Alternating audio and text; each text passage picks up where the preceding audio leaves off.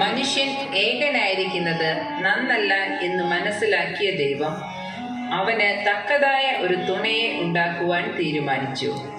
ദൈവം മനുഷ്യന് ഒരു ഗാഢനിദ്ര വരുത്തി. അവൻ ഉറങ്ങിയപ്പോൾ അവന്റെ വാരിയലിൽ നിന്ന് ഒന്നെടുത്ത് അതിൽ മാംസം പിടിപ്പിച്ച് ഒരു സ്ത്രീയെ ഉണ്ടാക്കി മനുഷ്യന് കൊടുത്തു. സ്ത്രീകൾ സമൂഹത്തിലും കുടുംബത്തിലും വഹിക്കുന്ന പങ്ക് വളരെ വലുതാണ്.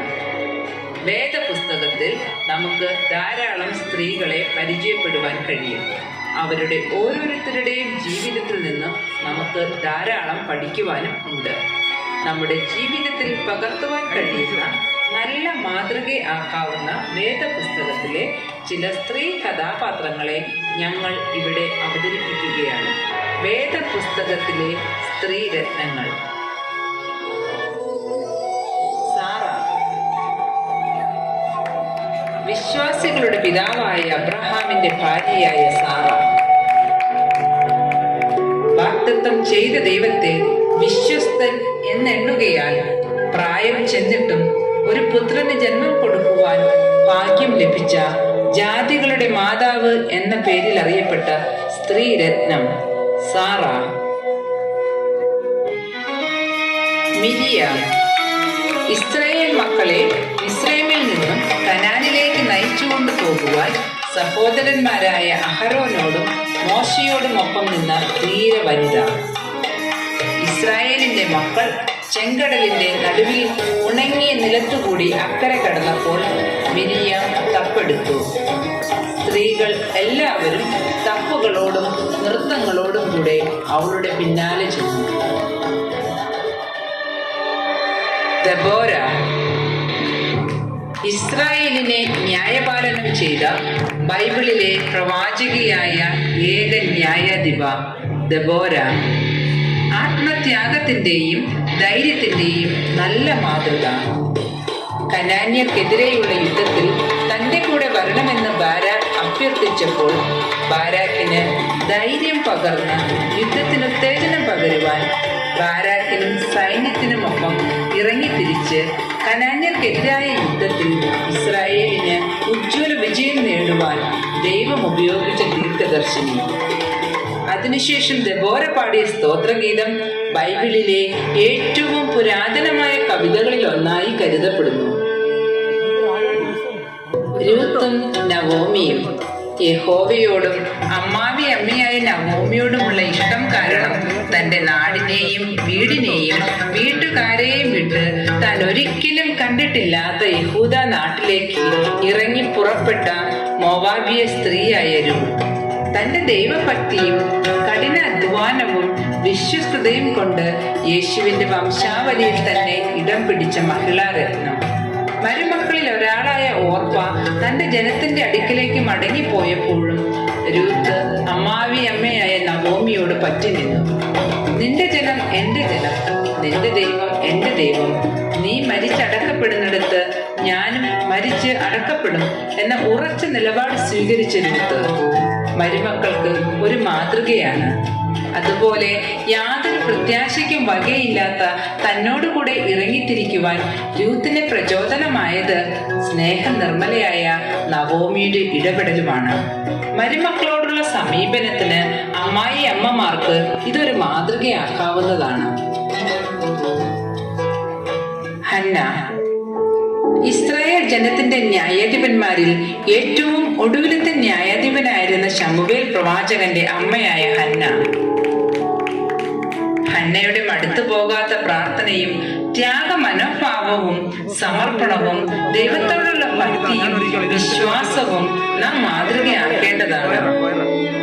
ദൈവസന്നിധിയിൽ കരയുന്ന മാതാവിന്റെ കണ്ണുനീരിനെ മാനിക്കുന്ന ദൈവത്തിന്റെ പ്രവൃത്തിയാണ് ദൈവം ഹന്നയ്ക്ക് നൽകുന്ന വിജയം. ഹന്നയെ പോലെ തന്നെ നമുക്കും ദൈവസന്നിധിയിൽ തലമുറകൾക്ക് വേണ്ടി പ്രാർത്ഥിക്കാം. അബിഗേൽ, കർമ്മേലിന്റെ മഹാധനികനായ നാബാലിന്റെ ഭാര്യ. അവിവേകിയും ദുഷ്ടനുമായ തന്റെ ഭർത്താവിന്റെ പ്രവൃത്തിയാൽ വന്നു ഭവിക്കാമായിരുന്ന വലിയ ദുരന്തത്തെ വിവേകം കൊണ്ടും സന്ദർഭോചിതമായ ഇടപെടലുകൾ കൊണ്ടും അനുഗ്രഹമാക്കി മാറ്റിയ ധീര വനിത. എസ്തേർ. അഹശ്വേരോശ് രാജാവിന്റെ ഭാര്യയായി എസ്തേർ. തന്റെ രാജ്ഞി പദത്തിലും കൊട്ടാരത്തിലെ സുഖലോലുപതയിലും മതിമറന്ന് ആഹ്ലാദിക്കാതിരുന്ന എസ്തേർ തന്റെ ജീവൻ നഷ്ടപ്പെടാൻ സാധ്യത ഉണ്ടായിരുന്നിട്ടും സ്വജനത്തിന്റെ വിടുതലിനു വേണ്ടി രാജ്യസന്നിധിയിൽ ധൈര്യത്തോടെ നിലകൊണ്ട പ്രൗഢിയും കുലീനയുമായ ഉത്തമ സ്ത്രീ. മറിയയും എലിസബത്തും. നമ്മുടെ കർത്താവും രക്ഷിതാവുമായ യേശുക്രിസ്തുവിന് ജനിക്കുവാൻ ഇതാ ഞാൻ കർത്താവിന്റെ ദാസി, നിന്റെ വാക്കുപോലെ എനിക്ക് ഭവിക്കട്ടെ എന്ന് പറഞ്ഞുകൊണ്ട് തന്റെ ജീവിതത്തെ ദൈവസന്നിധിയിൽ താഴ്ത്തി ഏൽപ്പിച്ചു കൊടുത്ത മറിയം സ്വന്തം മകനെ ലോകത്തിന്റെ പാപപരിഹാര ബലിയായി സമർപ്പിച്ച ത്യാഗത്തിന്റെ നിറകുടം. യേശു ക്രിസ്തുവിന് വഴിയൊരുക്കുവാൻ ജനിച്ച സ്നാപക യോഹന്നാന് ജന്മം കൊടുത്ത എലിസബത്ത്. തന്റെ കർത്താവിന്റെ അമ്മ അടുത്തു വന്നപ്പോൾ എലിസബത്തിന്റെ ഉദരത്തിൽ കിടന്ന ശിശു അത് തിരിച്ചറിഞ്ഞു. ദൈവസന്നിധിയിൽ നീതിയുള്ളവളും കർത്താവിന്റെ സകല കൽപ്പനകളും പാലിച്ചിരുന്ന ഉത്തമ സ്ത്രീയായിരുന്നു എലിസബത്ത്. ഹന്ന പ്രവാചകി. ആശേർ ഗോത്രത്തിലെ ഫനുവേലിന്റെ മകളായ ഹന്ന പ്രവാചകി വളരെ വയസ്സ് ചെന്നിട്ടും ദേവാലയം വിട്ടുപിരിയാതെ ഉപവാസത്തോടും പ്രാർത്ഥനയോടും കൂടെ രാവും പകലും ആരാധന കഴിച്ചു പോന്നു. അതുകൊണ്ട് യെരൂശലേമിന്റെ വീണ്ടെടുപ്പിനെ കാത്തിരുന്ന എല്ലാവരോടും യേശുവിനെ കുറിച്ച് പ്രസ്താവിക്കുവാൻ ഹന്ന പ്രവാചകിക്ക് കഴിഞ്ഞു. മാർത്തയും മറിയയും. യേശു സ്നേഹിച്ച ലാസറിന്റെ സഹോദരിമാരായ മാർത്തയും മറിയയും യേശുവിന്റെ പാദപീഠത്തിലിരുന്ന് യേശുവിന്റെ മൊഴികൾക്ക് ചെവി കൊടുത്ത് എപ്പോഴും നല്ല അംശം തിരഞ്ഞെടുത്ത മറിയ പലതിനെ ചൊല്ലി വിചാരപ്പെട്ടും മനം കലങ്ങിയും ഇരുന്ന മാർത്തയ്ക്ക് യേശുവിന്റെ സന്ദർശനം ആശ്വാസം തന്നെയായിരുന്നു. മാർത്തയുടെ അതിഥി സൽക്കാരം ഏതൊരു സ്ത്രീക്കും മാതൃകയാക്കാവുന്നതാണ്. ശമരിയക്കാരി സ്ത്രീ. യേശുവിനെ മശിഹായാണെന്ന് തിരിച്ചറിഞ്ഞ ശമരിയക്കാരി സ്ത്രീ അറിഞ്ഞ സത്യം മറച്ചു വെക്കാതെ വെള്ളം കോരുവാൻ വന്ന കാര്യം പോലും മറന്ന് പട്ടണത്തിലേക്ക് ഓടിച്ചെന്ന് താൻ അറിഞ്ഞ സത്യം എല്ലാവരെയും അറിയിക്കുന്നു. അവളുടെ വാക്ക് കേട്ട ജനം പട്ടണത്തിൽ നിന്ന് പുറപ്പെട്ട് യേശുവിനെ കാണാനെത്തുന്നു. മഗ്ദലക്കാരത്തി മറിയം. യേശുവിന്റെ ശുശ്രൂഷയുടെ അവസാനം വരെ യേശുവിനെ അനുഗമിച്ച മഗ്ദലക്കാരത്തി മറിയം മരണസമയത്തും യേശുവിനോടൊപ്പം അവൾ ഉണ്ടായിരുന്നു. അതികാലത്തെ തന്നെ കല്ലറയ്ക്കൽ എത്തിയ മറിയയെയാണ് താൻ ഉയർത്തെഴുന്നേറ്റ് എന്ന സത്വാർത്ത ശിഷ്യന്മാരെ അറിയിക്കുവാൻ യേശു ചുമതലപ്പെടുത്തിയത്.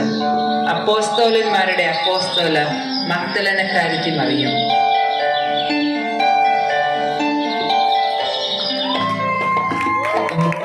ക്രിസ്തീയ ജീവിതത്തിൽ സഹോദരിമാർ അനുഷ്ഠിക്കേണ്ട കാര്യത്തെക്കുറിച്ച് അപ്പോസ്തലനായ പൗലോസ്ലീഹ ഫിലിപ്പോസിന് എഴുതിയ ലേഖനത്തിൽ രേഖപ്പെടുത്തിയിരിക്കുന്നു.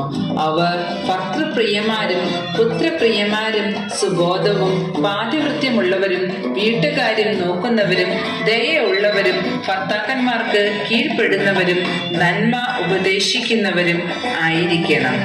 സദൃശ്യവാക്യങ്ങൾ 4:2 പറയുന്നത് സാമർത്ഥ്യമുള്ള സ്ത്രീ ഭർത്താവിനൊരു കിരീടം.